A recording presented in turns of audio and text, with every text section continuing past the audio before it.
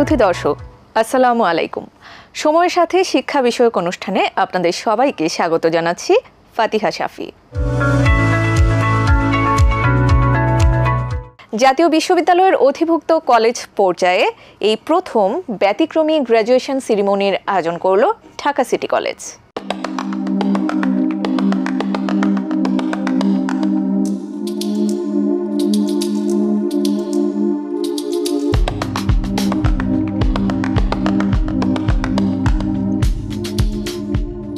রাজধানীর ঐতিহ্যবাহী Dhaka City college আনন্দঘন ও উৎসব মুখর পরিবেশে এ কলেজের computer science and engineering department আয়োজিত গ্র্যাজুয়েশন সেরিমনি 2025 30 জানুয়ারি সকাল 10টায় ক্যাম্পাসে অনুষ্ঠিত হয়েছে। অনুষ্ঠানে প্রধান অতিথি হিসেবে বেলুন এবং ফেস্টুন উড়িয়ে অনুষ্ঠানের উদ্বোধন করেন কলেজের গভর্নিং বডির চেয়ারম্যান ও বাংলাদেশ উন্মুক্ত বিশ্ববিদ্যালয়ের উপাচার্য অধ্যাপক ডক্টর ABM ওবায়দুল ইসলাম।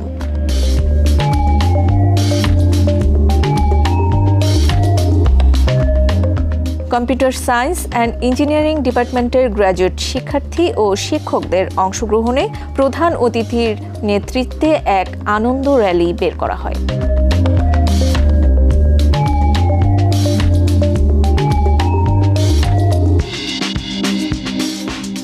ঢাকা সিটি কলেজের অধ্যক্ষ প্রফেসর কাজী নিয়ামুল হক অনুষ্ঠানের সভাপতিত্ব করেন।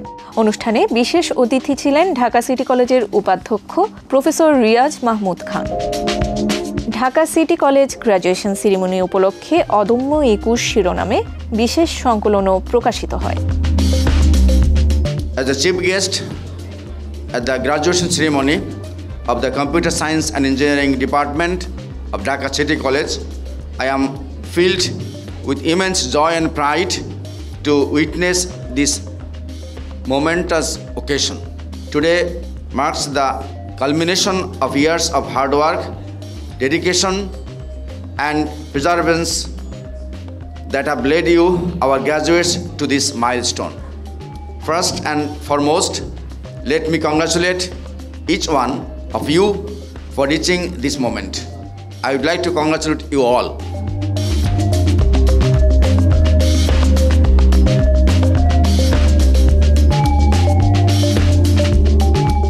We are proud of the students of computer science graduates.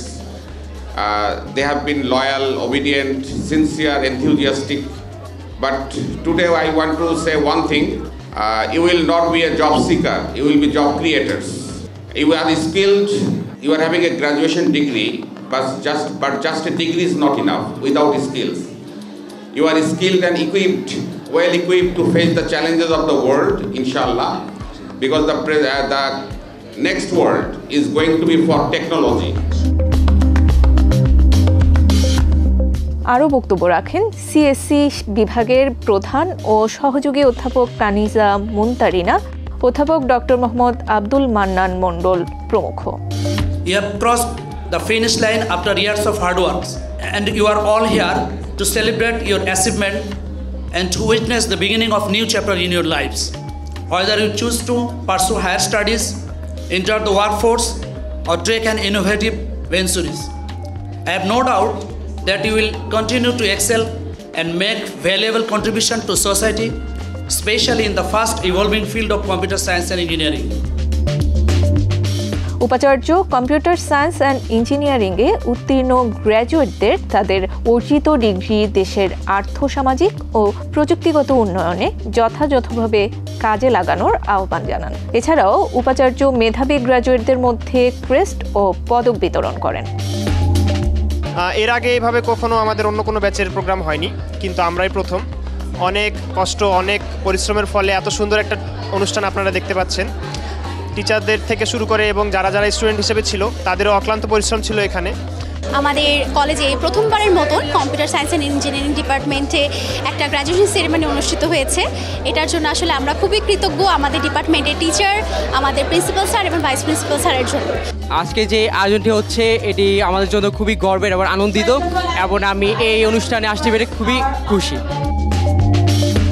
আয়োজন পৃষ্ঠপোষকতায় IFIC bank, Madhumati bank, Pubali bank এবং জেটাবাইট টেকনোলজিস।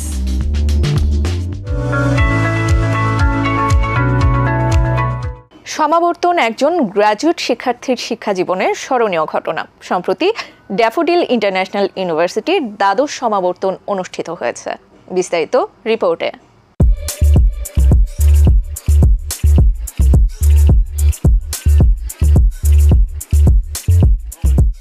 পরিপাটি করে সাজানো গোছানো ক্যাম্পাসে অন্যান্য দিনগুলোর চেয়ে আজ একটু বেশি প্রাণচঞ্চল সবাই। দল বেঁধে ঘুরে বেড়াচ্ছেন শিক্ষার্থীরা। তাদের মাথায় কালো ক্যাপ, পরনে গাউন। কেউ ছবি তুলছেন, কেউ ব্যস্ত বন্ধুর সঙ্গে খোশ গল্প আর খুনসুটিতে। তবে কারো কারো মনে ভর করেছিল বেদনাও। শিক্ষাজীবন শেষ করে ভারাক্রান্ত হয়েছিলেন অনেকে। ড্যাফোডিল ইন্টারন্যাশনাল ইউনিভার্সিটির দ্বাদশ সমাবর্তনের চিত্র এটি।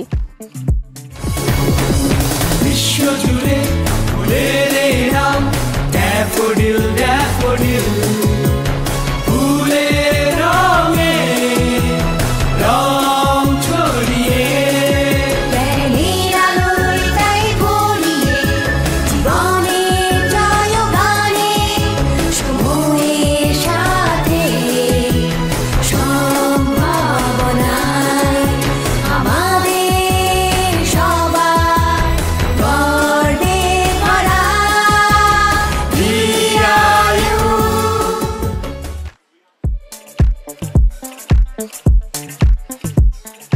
8 ফেব্রুয়ারি শনিবার সকালে ঢাকার সাভার উপজেলার বিরুলিয়ায় ড্যাফোডিল স্মার্ট সিটিতে এই সমাবর্তনের আয়োজন করা হয়।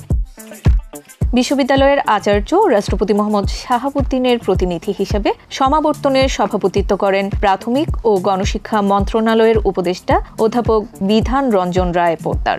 প্রিয় গ্র্যাজুয়েট বৃন্দ, আজ আপনাদের জন্য আনন্দের দিন। আজকের এই প্রাণবন্ত ও আনন্দমুখর পরিবেশে আমরা একত্রিত হয়েছি এক ঝাঁক মেধাবী ছাত্রছাত্রীর শিক্ষা সমাপনী ডিগ্রি প্রাপ্তির মিলন মেলায়। আপনাদের দীর্ঘদিনের লালিত স্বপ্ন আজ পূরণ হচ্ছে। আজ আপনারা বিশ্ববিদ্যালয় কর্তৃক প্রদত্ত সনদ গ্রহণ করছেন। আপনাদের এই সাফল্য গৌরবের পেছনে রয়েছে আপনাদের অভিভাবকদের অপরিসীম অবদান ও শিক্ষকদের নিরলস প্রচেষ্টা। সমাবর্তনে বক্তা ছিলেন লেবাননের সাবেক প্রধানমন্ত্রী অধ্যাপক হাসান দিয়াব। স্বাগত বক্তব্য দেন ড্যাফোডিল ইন্টারন্যাশনাল ইউনিভার্সিটির ট্রাস্টি বোর্ডের চেয়ারম্যান মোহাম্মদ সবুর খান। এছাড়া বক্তব্য দেন বিশ্ববিদ্যালয়ের উপাচার্য অধ্যাপক এম লুৎফর রহমান।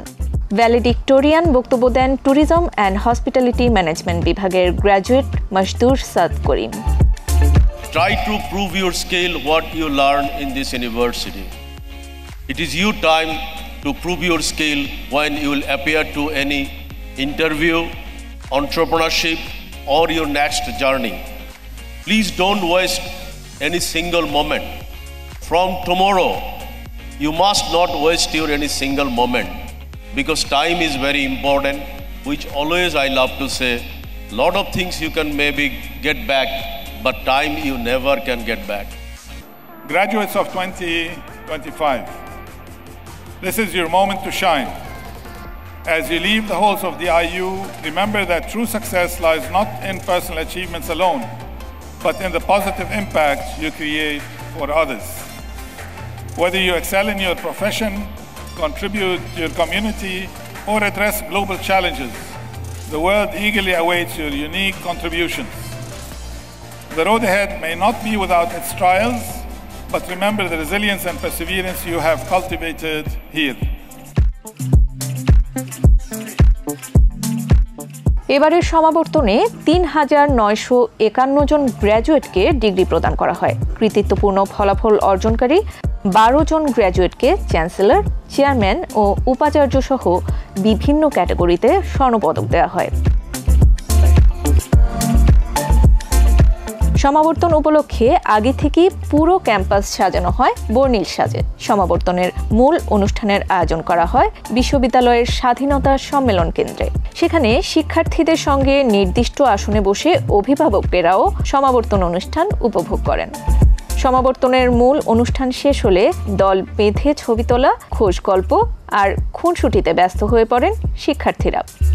অনেকে আবার আকাশের দিকে সমাবর্তনের ক্যাপ ছুঁড়ে উল্লাস করেন।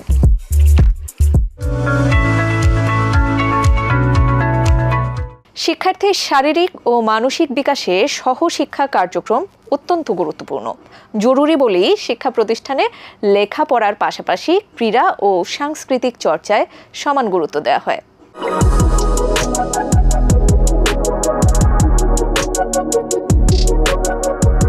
গত 10ই ফেব্রুয়ারি সোমবার আইডিয়াল ইন্টারন্যাশনাল স্কুল অ্যান্ড কলেজের বসিলা ক্যাম্পাসে বার্ষিক ক্রীড়া প্রতিযোগিতার পুরস্কার বিতরণ অনুষ্ঠানের আয়োজন করা হয়। অনুষ্ঠানে প্রধান অতিথি ছিলেন ইউসিসি গ্রুপের পরিচালক মোহাম্মদ কামাল উদ্দিন পাটোয়ারি। বিশেষ অতিথি হিসেবে উপস্থিত ছিলেন আইডিয়াল ল কলেজের অধ্যক্ষ Alamgir Hossain Patwari, ideal international school and কলেজের নির্বাহী অধ্যক্ষ মরিয়ম আক্তার, আইডিয়াল কমার্স কলেজের পরিচালক হাসিনা মমতাজ এবং অধ্যক্ষ প্রফেসর মোহাম্মদ আমজাদ হোসেন।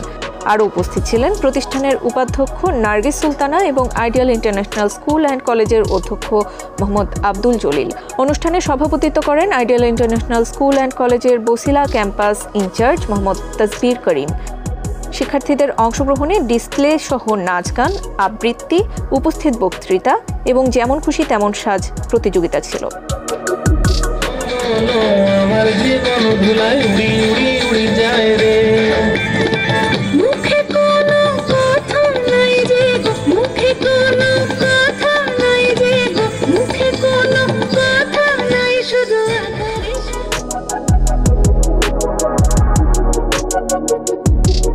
তেরোই ফেব্রুয়ারি বৃহস্পতিবার আইডিয়াল ইন্টারন্যাশনাল স্কুল অ্যান্ড কলেজের ফার্মগেট ক্যাম্পাসে বার্ষিক ক্রীড়া ও সাংস্কৃতিক প্রতিযোগিতার পুরস্কার বিতরণ অনুষ্ঠিত হয়। অনুষ্ঠানে প্রধান অতিথি ছিলেন গুলশান থানা মাধ্যমিক শিক্ষা অফিসার অমিদুর রহমান। বিশেষ অতিথি ছিলেন প্রতিষ্ঠানের নির্বাহী অধ্যক্ষ মরিয়ম আক্তার সহ প্রতিষ্ঠানের ঊর্ধ্বতন কর্মকর্তাবৃন্দ। অনুষ্ঠানে সভাপতিত্ব করেন অধ্যক্ষ মোহাম্মদ আব্দুল জলিল। শিক্ষার্থীদের অংশগ্রহণে মনোজ্ঞ সাংস্কৃতিক অনুষ্ঠানের মাধ্যমে পালিত হয় অনুষ্ঠানটি।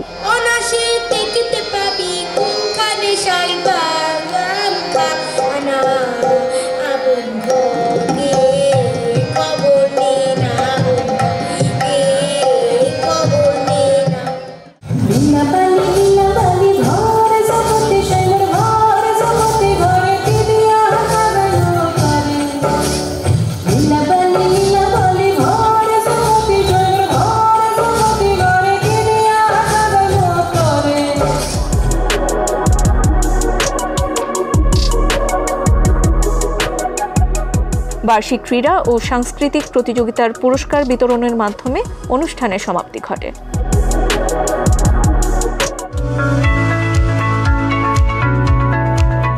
ভাষার মাস উপলক্ষে কবিতার ভুবনে কবি ডক্টর অগাস্টিন ক্রুজ অনুষ্ঠানের আয়োজন করেছে এডুকেশন ওয়াচ। রিপোর্টটি দেখার আমন্ত্রণ।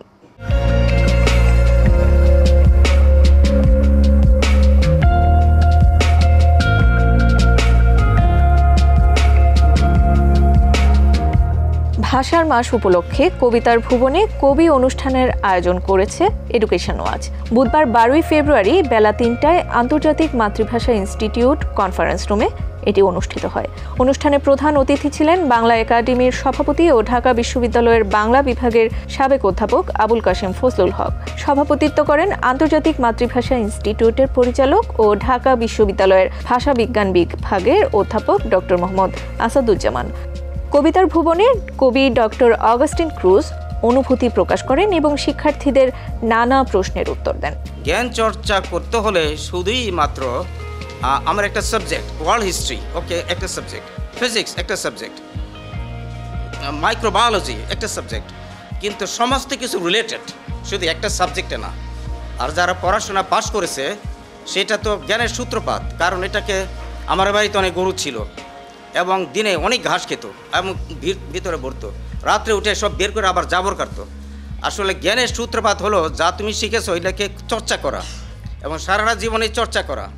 এবং আমি কি হতে চাই, আমি আর্টিস্ট হতে চাই, বাঁশিবাদক হতে চাই, কবি হতে চাই, বডি বিল্ডার হতে চাই, কিন্তু লেগে থাকতে হবে। যদি তুমি 2টা করে ইংরেজি শব্দ শিখো, 1 মাসে 6টা, 1 বছরে কয়টা হয়, কিন্তু স্লো স্টেপ তো হলো কি genius are born not taught, যদিও কিন্তু আমার মনে সাধনা দিয়ে এটা হতে পারে। এই অনুষ্ঠান উপস্থাপনা ও স্বাগত বক্তব্য রাখেন এডুকেশন ওয়াচ সম্পাদক ও এটিএন বাংলার সময়ের সাথে অনুষ্ঠানের পরিচালক মোহাম্মদ খলিলুর রহমান। আমাদের পরিচয় হবে অরাজনৈতিক অনেকটা, কারণ আমরা যদি কোনো রাজনৈতিক দলের লেজুর ভর্তি করি তাহলে কিন্তু আমার দলের ভালো মন্দ দুটাকেই আমার সহ্য করতে হবে, ভালো বলতে হবে। কিন্তু তুমি যদি ন্যায়ের পক্ষে থাকতে চাও তাহলে তোমার কিন্তু অরাজনৈতিক পরিচয় থাকতে হবে। আজকের আমাদের যিনি কিছুক্ষণ আগে যে মূল্যবান বক্তব্য রাখলেন ডক্টর অগাস্টিন ক্রুজ স্যার, অরাজনৈতিক ব্যক্তিত্ব দেখে তার বিশ্লেষণ, তার চিন্তা চেতনা সম্পূর্ণই কিন্তু সমাজ থেকে আলাদা, এবং তার লেখনীতেও কিন্তু তার প্রকাশ ঘটেছে। কারণ উনি যে প্রকৃতি, সৃষ্টি রহস্য, বিজ্ঞান নানা বিষয়কে উপযুক্ত করে তিনি লিখেছেন এবং মানব কল্যাণে, এবং সেই যে লেখার যে আবেদন সেটা কিন্তু এই সময় কেন, আমি মনে করি আগামী 100 বছর পরেও সেই আবেদনটা থাকবে। যারা আমাদের দেশে তরুণ কবিতা লিখতে আগ্রহী, কবিতা লিখছেন, নানাভাবে প্রকাশ করছেন, তাদেরকেও অন্তত বাংলা ভাষার কবিতার ইতিহাস এটা জানা উচিত। তাহলে নিজের মধ্যে একটা বোধ জাগবে আমি কোন অবস্থানে আছি। আমার আগে তো অনেকে কবিতা লিখেছেন, ভবিষ্যতেও লিখবে। অতীতটা জানলে ভবিষ্যতের সম্ভাবনা ভালো করে উপলব্ধি করা যায়। আমি আন্তর্জাতিক মাতৃভাষা ইনস্টিটিউটের পক্ষ থেকে আপনাদেরকে ধন্যবাদ জানাই। একই সাথে ধন্যবাদ জানাই আজকের অনুষ্ঠানের যে আয়োজক, বিশেষ করে খলিলুর রহমান, ওনাকে আমি ছাত্র জীবন থেকে আমরা পাশাপাশি রুবেল ছিলাম। উনি চাকরি করেননি একটি কারণেই, যে সমাজকে কিছু দেবেন। তার যে পত্রিকা আপনারা জানেন, সেই পত্রিকার মাধ্যমে কাজ করছেন এবং বিভিন্ন বিষয় নিয়ে তিনি গণমাধ্যমে আছেন। এতে ঢাকা বিশ্ববিদ্যালয় ও ঢাকা কলেজের শিক্ষার্থীরা কবিতা আবৃত্তি করেন। অমলকান্তি আমার বন্ধু, স্কুলে আমরা একসঙ্গে পড়তাম। রোজ দেরি করে ক্লাসে আসতো, পড়া পারত না। শব্দরূপ জিজ্ঞেস করলে এমন অবাক হয়ে জানালার দিকে তাকিয়ে থাকতো যে দেখে ভারী কষ্ট হতো। ওরা আছে মাগো হাজার মনের, ওরা আছে মাগো হাজার মনের, বিপ্লবী চেতনাতে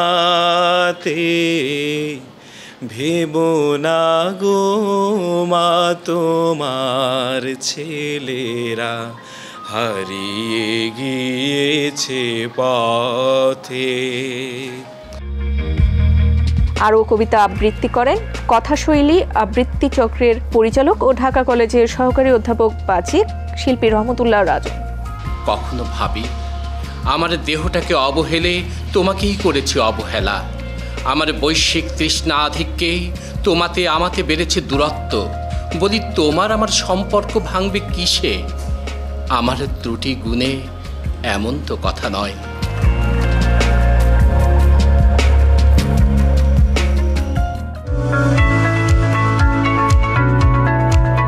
সুধী দর্শক, এখন দেখবেন আলোকিত মানুষের জীবন ও কর্মের উপর আপন আলোয় উদ্ভাসিত সম্মাননা বিষয়ক সাক্ষাৎকার ও বায়োগ্রাফি।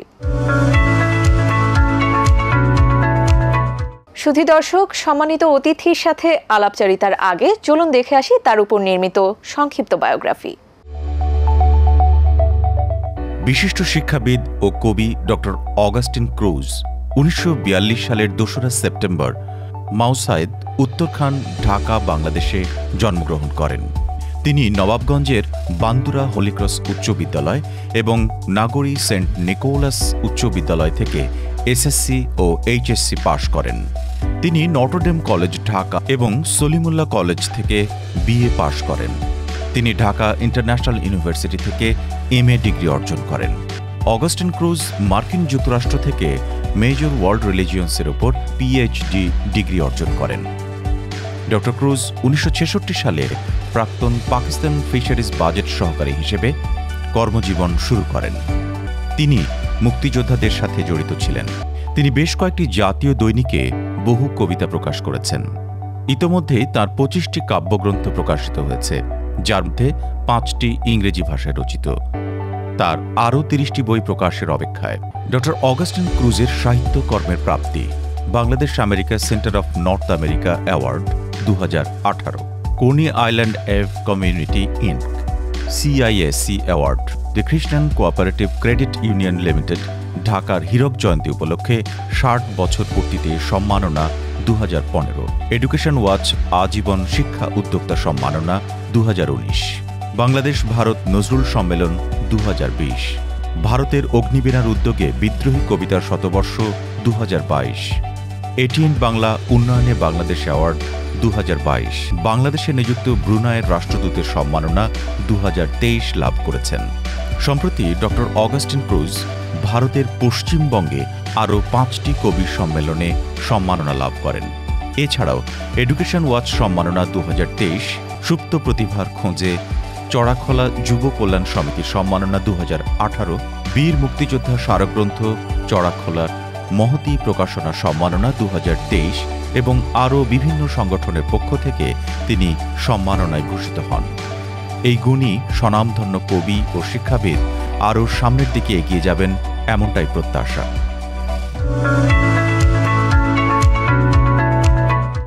দর্শক, আমরা অতিথির বায়োগ্রাফি দেখলাম। সঙ্গে থাকার জন্য আবারও ধন্যবাদ। এবারে অতিথির সাথে আলাপচারিতা।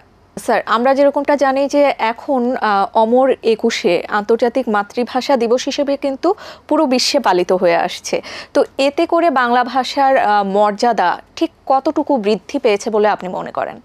আমরা বাঙালি জাতি খুবই গর্ববোধ করতে পারি যে আমাদের সূত্র থেকেই আন্তর্জাতিক মাতৃভাষা পালন হচ্ছে। এটা তো আমাদের জন্য খুবই গৌরবের খবর। এটা খুবই অনুভূতিতে প্রেরণা দেয় এবং নাড়া দেয়। অনেক বাবা মাই বা অনেক পরিবারই কিন্তু মনে করে যে ইংরেজি শিক্ষা বা ইংরেজি মাধ্যমে পড়ালেখার করার যে বিষয়টিকে সেটিকে একটা স্ট্যান্ডার্ড হিসেবে ধরে নেয়। তো সে বিষয়ে আপনার অভিমত কি? সময়ের চাহিদা, সময়ের ফসল। আপনি তো সময়কে ব্যালেন্স করতে হবে। আপনি ইংরেজি শিক্ষা যদি না থাকে হবে না, কিন্তু বাংলা সে ভুলে গিয়ে সম্পূর্ণ হারিয়ে গিয়ে তো এটা তো অস্তিত্বই রইল না। আপনি দুইটাকে সমসাময়িক জানতে হবে। এবার জানতে চাচ্ছি যে আপনার সাহিত্য চর্চার যে ভবিষ্যৎ সেটি আসলে কি, এবং ভবিষ্যতে নিজেকে কোথায় দেখতে চান? এই প্রশ্ন আমার কাছে জটিল। আমি কোথায় দেখতে চাই সব কিছু অনিশ্চিত। কোথায় গিয়ে ঠেকবো, কালকে মরে যাবো কিনা জানি না, কিন্তু প্রত্যেক দিনটাকে আমি ডিসিপ্লিনের মাধ্যমে চলি। আমার চিন্তা যা আসে সেটা আমি লিপিবদ্ধ করি। এই জন্য যে একটা আত্মিক খোরাক, একটা সময়টা ভালোই কাটে এটা লিখলে। কারণ এটা তো আমার জগৎ হলো পড়াশোনার মধ্যে। আমার subject myth, archaeological science, nutrition, মানে সৃষ্টির অরিজিনটা এটা হলো জ্ঞানের সূত্রপাত এবং প্রশ্ন, সায়েন্স, ফিজিক্স। তো আমার এটাকে যখন যেই ধারণা আসে, যেমন আপনি বলেন বৈচিত্রিক কোনো একটা সীমাবদ্ধ জগতে নেই। এটাকে আমার যে শেষ কোথায় এটা আমি জানি না, কিন্তু আমার একটা পরিকল্পনা হলো আমার এই ইংরেজি কবিতাগুলো অনুবাদ করব ইটালি, জার্মানি, ফ্রেঞ্চ, এই যে অন্য ভাষায়। তখন আমার জন্য ভালো হবে, আমার নিজেকে আবিষ্কার করতে পারবো। এটা আমার ইনকাম জেনারেটিং না, শুধু একটা মনের একটা খোরাক যে এটা আমি করলো মানুষে জানবে, হয়তো বা কিছু উপকার হবে। মেসেজটা কি? এইটা মিস্টিক প্রশ্নের উপরের মধ্যে যেন মানুষে নিজেকে বুঝতে চেষ্টা করে, সীমাবদ্ধ জগৎ ছেড়ে গিয়ে বৃহৎ জগতে গিয়ে যেন বলতে পারে আমি কিছু জানি না। জানি না বলে কে? যার অনেক জানে তার শেষ নেই, একেবারেই জানে না। তো এত মিস্টিক জিনিস আমার মিস্টিক এবং জানি না, অথচ প্রশ্নের উত্তর ইনডাইরেক্টলি আছে এই স্ট্রিম অফ কোয়েশ্চেন্স। তখন তারা নিজেরা এই প্রশ্নের উত্তর পাবে। তো আমার শেষ কোথায়, আমার আরও বই আছে, এগুলো আমি প্রকাশ করব। অনিশ্চিত সবই ফিউচার, কিন্তু আমার যে ভবিষ্যৎ পরিকল্পনা কি হবে আমি জানি না।